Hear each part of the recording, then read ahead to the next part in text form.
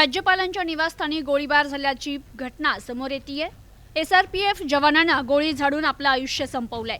Malabar hill परिसरात असलेल्या VIP आणि अतिसुरक्षित अशा राजभवन परिसरातून एक खळबळजनक घटना समोर येतेय।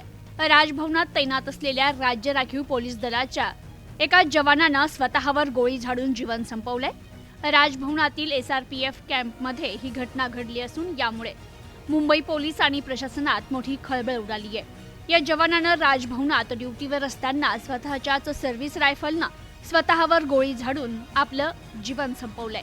या जवानानं असं का केलं याचं कारण मात्र अद्याप समजू शकलं नाहीये। कौस्तुभ सांगळे असं आत्महत्या करणाऱ्या एसआरपीएफ जवानाचं नाव आहे। ते पोलीस अंमलदार म्हणून कार्यरत होते। कौस्तुभ सांगळे हे एसआरपीएफ ग्रुप 16 कोल्हापूर येथील तुकडीचे जवान होते।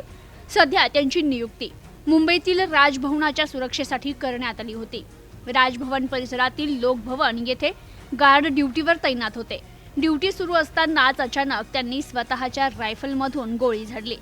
गोळीबाराचा प्रचंड आवाज झाल्यानंतर परिसरातील इतर सुरक्षा कर्मचाऱ्यांनी तात्काळ त्या दिशेने धाव घेतली।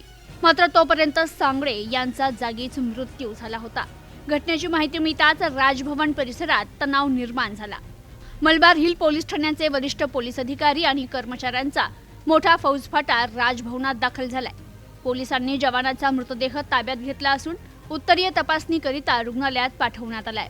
तर कौस्तुभ सांगळे यांनी कौटुंबिक वाद किंवा मानसिक तणावातून हे टोकाचं पाऊल उचललं का याबाबत सध्या पोलीस चौकशी करतायत। या प्रकरणाचा अधिक तपास मलबार हिल पोलीस करतायत। Bureau report, news today 24।